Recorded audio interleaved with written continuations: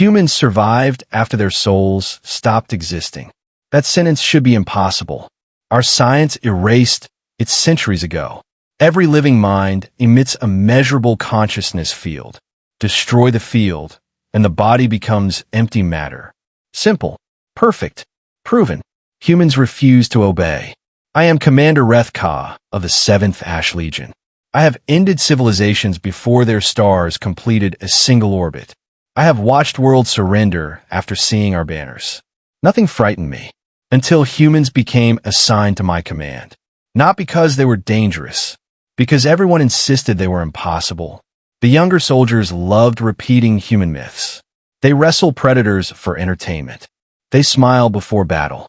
They refuse evacuation. They keep fighting after death. Every cycle the stories became more absurd.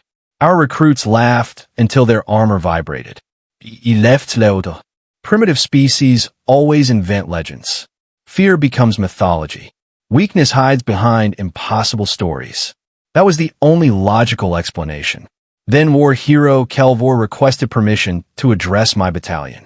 Silence covered the entire fortress. Even veterans lowered their eyes. Kelvor carried enough medals to outweigh his own body. He had survived 14 extinction campaigns.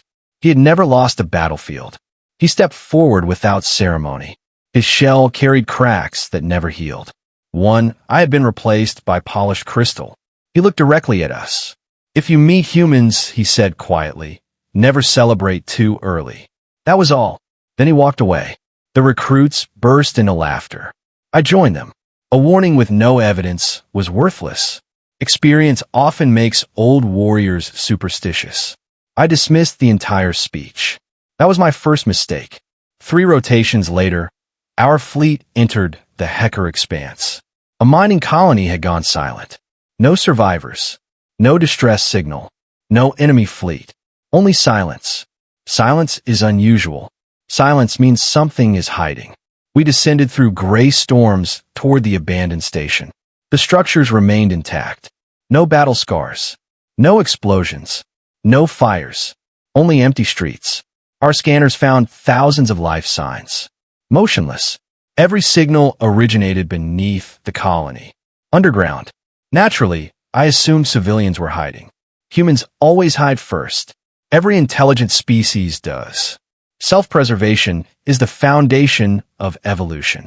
Our engineers opened the access tunnels. Darkness waited below.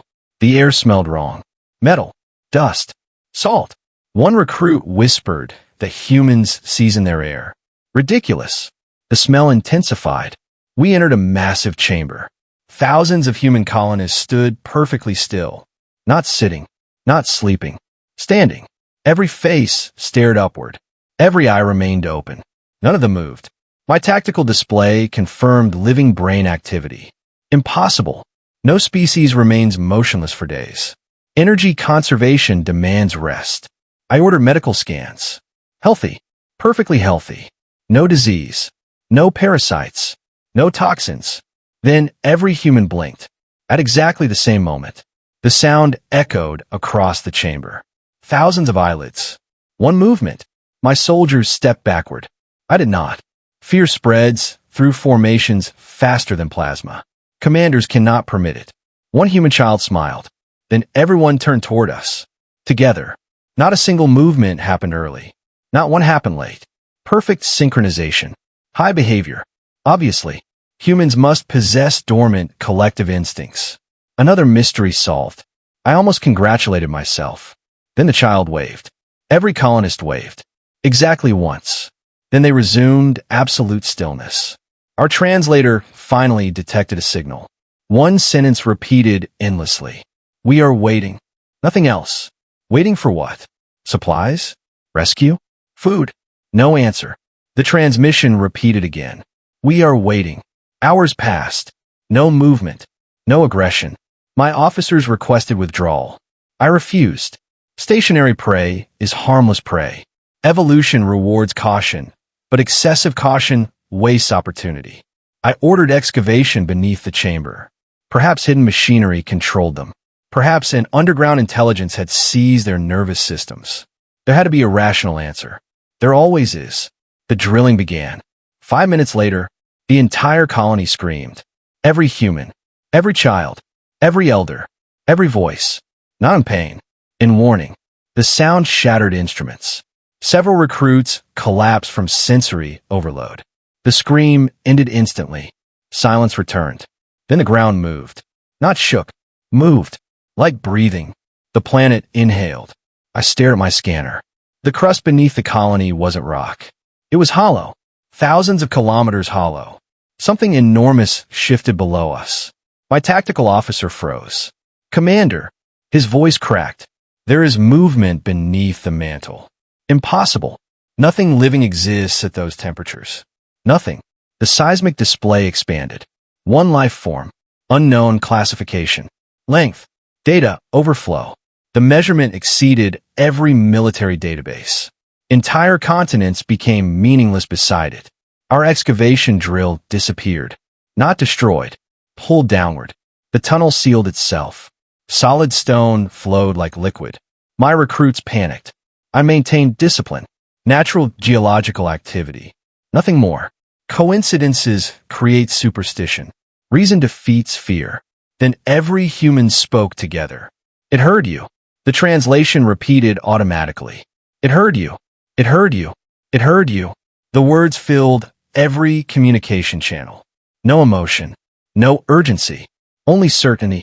I demanded clarification. One elderly woman stepped forward. Finally, an individual. Proof that high behavior had limits. She looked directly at me. We stay still, she said, so it remembers we're friends. Friends? With what? The planet? Absurd. Primitive spiritual beliefs. Nothing more. She smiled gently, then returned to perfect stillness. My officers begged permission to retreat. Denied. Military command cannot surrender to fairy tales. We continued scanning beneath the surface. The deeper our sensors reached, the larger the creature became. Its nervous system wrapped around the planet's molten core. Its heartbeat synchronized with volcanic activity. Its breathing altered tidal forces. Its body should have collapsed beneath its own mass. Physics rejected its existence. Yet the readings refused to disappear. Then another impossible discovery emerged. The creature wasn't asleep. It was listening. Not to us. To the humans. Every motionless colonist. Every silent child. Every waiting heartbeat. Only then did I notice something I should have seen immediately. None of the humans were afraid. They were protecting us. And somehow, that realization terrified me far more than the thing beneath the world. I finally understood something. It was the wrong thing. I believed the humans were protecting us from a giant animal. That assumption nearly destroyed an entire sector. My officers wanted immediate orbital bombardment. Destroy the planet. Kill whatever slept beneath it. Simple. Logical. Safe. I approved the firing solution. Humans panic when threatened. That had been the pattern from the beginning. They evacuated. They built shelters. They stood perfectly still. Everything they did pointed toward fear. I was certain I understood them. Then every human suddenly ran. Children, workers, elders. Thousands of them sprinted toward our landing ships. Not away. Toward us. I smiled. Finally, survival instinct had won. Primitive creatures always abandon impossible battles. One human reached my command ramp. She grabbed my armored arm. No weapons. Only 2 words. I pulled free. Too late. The orbital cannons fired. 6 antimatter lances crossed the clouds. They struck the mountains surrounding the colony. The world exploded. Stone vaporized. Oceans climbed into the sky. Then, everything stopped. Not slowed. Stopped. The fire froze in midair. Ash hung motionless. Lightning remained trapped between clouds. Even the shockwave became perfectly still. My heartbeat continued. So did the humans. Nothing else moved. I had commanded fleets for 3 centuries. I had studied every known law of physics. No equation allowed this. The planet opened one eye. It was not buried beneath the surface. The planet itself was its face. Entire mountain ranges shifted into eyelids. Continents bent like muscles. An iris larger than oceans stared into the sky. Half my fleet disappeared. Not destroyed. Simply gone. Every sensor returned empty space where battleships had existed seconds before. No debris, no radiation, no energy release. Erased. The recruits who had laughed at human myths fell to their knees. Some stopped thinking entirely. Their neural patterns collapsed from terror. I could not blame them. Then I heard footsteps. War hero Kelvor walked calmly through the frozen battlefield. He should not have been here. His transport had remained 3 systems away. Yet there he was, walking as if reality still functioned. He stopped beside me. I warned you. His voice held no anger, only sadness. You knew. I survived it once. He looked toward the enormous eye.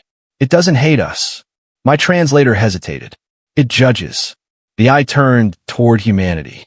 Every human lowered their heads. No one screamed. No one begged. They simply waited. Again, waiting. I finally understood the message. They had never been waiting for rescue. They had been waiting for judgment. Kelvor spoke quietly. Long before your empire existed, humans found this being drifting between galaxies. Impossible. It was dying. More impossible. It had created stars until it exhausted itself. That sentence shattered everything I believed. Stars are born. They're not built. Kelvor continued. Humans couldn't save it. He paused. So they stayed. Thousands of years. Generation after generation. An entire civilization remained beside a dying cosmic giant. Not because they expected reward. Not because anyone ordered them. Simply because no one should die alone. My mind rejected the idea. No evolutionary model supported such behavior. Resources should have been spent elsewhere. Population should have migrated. Survival demanded efficiency. Humans ignored efficiency. Again, the giant eye blinked. Reality resumed. The explosion finished. Mountains collapsed. Storms returned. Time continued. The eye never left humanity. Then something impossible happened. Millions of human voices began singing. No instruments. No commands. No conductor. Just a simple melody. Soft. Peaceful. Ancient. Children knew it. Soldiers knew it. Old people with failing lungs still sang. I could not understand the language. Yet every note carried unbearable sorrow. The giant closed its eye. Not from exhaustion. From comfort. Like a child finally sleeping. Kelvor whispered. It likes that song. The ground stopped shaking. Volcanoes became quiet. The impossible heartbeat beneath the world slowed. Then, it ended. Silence. True silence. The life form that could wrap around a planet had died. No attack. No revenge. Just gone. Every human remained standing. Many cried. Not one celebrated. They mourned something no other species even knew existed. Hours later, our surviving fleet prepared to leave. The colony had no strategic value. No minerals mattered anymore. As my shuttle lifted away, long-range scanners detected an anomaly. The dead giant was dissolving. Its body became light. Not ordinary light. Living light. Streams of impossible energy flowed upward. Toward space. Toward us. Panic spread through every ship. Shield failures. Power overloads. Navigation collapse. Then the light ignored our fleet completely. It surrounded only the humans. One by one, every colonist glowed. Every child. Every elder. Every soldier. Their consciousness fields changed. I stared at the readings. They no longer matched any biological species. Our instruments labeled them with one impossible word. Undefined. Medical officers demanded quarantine. Scientists begged for specimens. Politicians ordered immediate containment. Kelvor laughed. A tired laugh. The galaxy never learns. What are they now? I asked. He watched the humans board evacuation transports. The same thing they've always been. I waited. He looked at me. They just have more people to remember now. Weeks later, the consequences arrived. Across the galaxy, impossible rescues began. A transport crushed beneath an asteroid somehow emerged untouched. A child survived vacuum for 6 minutes. A burning hospital refused to collapse until every patient escaped. A warship with no fuel crossed an entire nebula. Every investigation ended the same way. No explanation. Only human witnesses saying one strange sentence.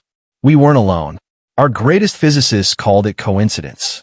Our priests called it divine intervention. Our generals called it propaganda. I remembered the dying giant. I remember the song. I remembered the impossible eye. And for the first time in my life, I accepted that every one of my conclusions about humans had been wrong. They never stood still because they were afraid. They stood still because compassion required patience. They never protected themselves first. They protected strangers, even enemies, even us. Years later, I returned to the abandoned world. The colony was empty. Only one monument remained. No statue, no names, just a single sentence carved into black stone. No one should face the dark alone. I finally believed the old war hero. Not because he told me, because humans proved it. They had stayed beside a dying creator of stars until its final breath. And somehow, humans really had survived after their souls stopped existing. They had simply given them away to everyone else. Some legends are born from fear. Others are born from humanity. If you enjoyed this HFY story, smash the like button, subscribe for more unforgettable sci-fi adventures, and share your thoughts in the comments. Until next time, keep looking toward the stars.